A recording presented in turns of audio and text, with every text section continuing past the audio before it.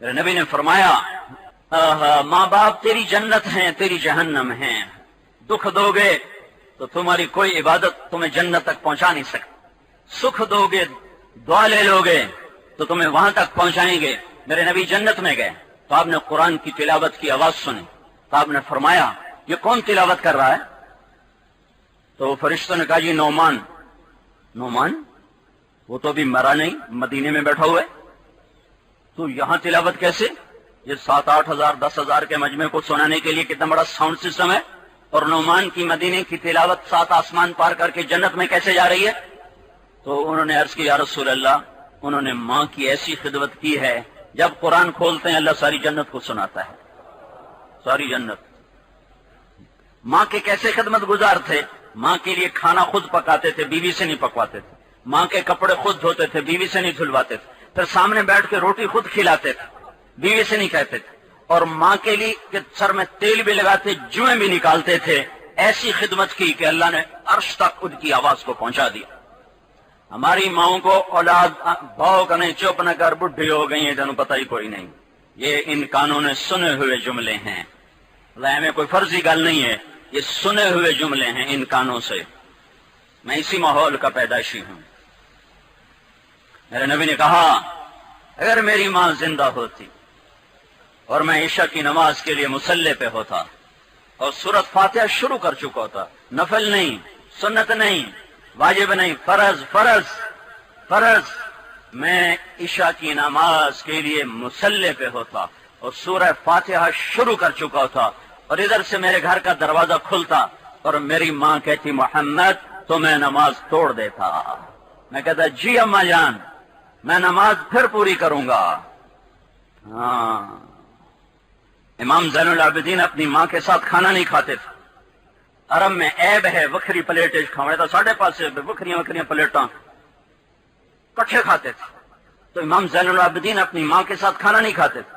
تو ایک شخص نے کہا حضرت آپ تو خود اتنے بڑے وقت کے ولی کامل امام علم یہ وہ آل رسول، اب ماں کے ساتھ کھانا کیوں نہیں کھاتے ہیں؟ کہا مجھے ڈر لگتا ہے کوئی ایسی بوٹی نہ اٹھا لوں جو میری ماں کو پسند ہو، اور میرا ہاتھ پہلے چلا جائے اور میں اٹھا لوں تو کہیں اللہ کا غضب نہ مجھ پہ نازل ہو جائے۔ جو جنت کے وارث یہ آل رسول نہیں ہے، جگر گوشے رسول ہیں۔ یہ تو بس دو واسطے ہیں بیچ میں، ابھی تو آگے لمبے واسطے نہیں، بیچ صرف 2 واسطے ہیں۔ تو مجھے ڈر لگتا ہے میں کوئی ایسی بوٹی نہ اٹھا لوں جو میری ماں کو پسند ہو اور میرے اوپر اللہ کا غضب آ جائے۔ آپ نے فرمایا عمر تیرے دور میں ایک شخص آئے گا، اس کا نام اویس ہوگا، قبیلہ اس کا مراد ہوگا، خاندان اس کا قرن ہوگا، یمن کا رہائشی ہوگا، رنگ اس کا کالا ہوگا، قد اس کا درمیانہ ہوگا، حالت اس کی فقیرانہ ہوگی، کمر پہ اس کے سفید داغ ہوگا۔ وہ تیرے حکومت میں آئے گا تو اس سے اپنے لیے دعا کروانا، علی تو بھی دعا کروانا، عمر تم بھی دعا کروانا۔ یا رسول اللہ کیوں؟ کہ اس نے ماں کی ایسی خدمت کی ہے کہ جب ہاتھ اٹھاتا ہے اللہ اس کے ہاتھ خالی نہیں لوٹاتا ہے، آسمان کے دروازے کھل جاتے ہیں۔ اور آپ نے فرمایا کہ جنت میں جانے کا وقت ہوگا، سارے لوگ جنت میں چلیں گے اور اویس کرنے بھی آئے گا تو اللہ کہے گا تو رک جا، ہاں بھائی تم سب چلو، تم رک جاؤ۔ وہ کہے گا یا اللہ مجھے کیوں روکا ہے؟ کہا تو سفارش کر، تیری طفیل لاکھوں بندوں کو جنت میں ڈالوں گا، تجھے اس لیے روکا ہے۔ کیوں؟ تہجد، علم، تبلیغ، جہاد، تصوف، ذکر، تلاوت، اسرار شریعت، رموز شریعت ہیں؟ نہیں، کیا صرف ماں کی خدمت، صرف ماں کی خدمت۔ وہی ماں جو جنگ میں رلتی پھرتی ہے، وہی باپ جو چھپتے پھرتے ہیں کہ پتر کے نہیں وڑ نہ لوے۔ میرے نبی سے پوچھا گیا یا رسول اللہ قیامت کب آئے گی؟ کہ یہ اللہ کو پتہ ہے۔ کہ کوئی نشانی تو بتائیں۔ کہ جب ماؤں کو ذلیل کیا جائے گا تو قیامت آ جائے گا۔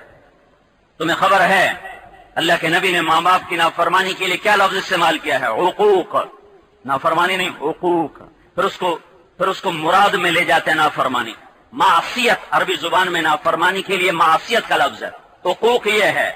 یہ دیکھ رہے ہو میں کیسے پرزے کر رہا ہوں، یہ اس ٹیشو پیپر کو یہ تمہارے سامنے ہو رہا ہے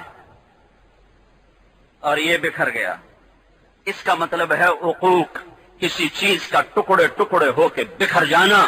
جو ماں باپ کو نافرمان ہے اس کی دنیا، اس کا دین ایسے ٹکڑے ہو جائے گا کہ نہ یہ جہان بن سکے گا نہ وہ جہان بن سکے گا۔ ہاں بھائی، اور بھی دکھ ہیں زمانے میں محبت کے سوا، راحتیں اور بھی ہیں وصل کی راحت کے سوا۔ صرف مال بنانا ہی کوئی بڑا کام نہیں ہے، بڑے افسروں سے تعلق بنانا ہی کوئی بڑا کام نہیں ہے، دنیا میں نام کمانا یہ کوئی منزل نہیں ہے۔ اللہ کا راضی ہو جانا، لیتک تحلو والایام مریرۃ ولیتک ترضی والانام غضاب، اللہ کو راضی کر لو، اس کی رضا محمد مصطفیٰ صلی اللہ تعالی علیہ وسلم کا پاکیزہ طریقہ ہے، مبارک طریقہ ہے، اسی کی راہوں پہ چلو گے تو جنت تک رسائی ہے۔ اللہ دنیا بھی دے گا، اللہ عقبہ بھی بنائے گا، یہ جہان بھی بنائے گا، وہ جہان بھی بنائے گا۔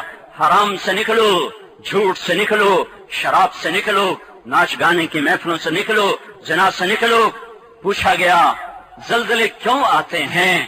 تو ارشاد فرمایا جب موسیقی کی محفلیں برسر عام ہوتی ہیں، جب شراب کی دعوت سر عام چلتی ہے، جب زنا کو بغیرتی کے ساتھ کیا جاتا ہے تو اللہ کو غیرت آتی ہے، اگر ہلا دیا جائے زمین کو۔ میرے بھائیو، مشکل دور میں امت چل رہی ہے، انتہائی خوفناک وقت چل رہا ہے۔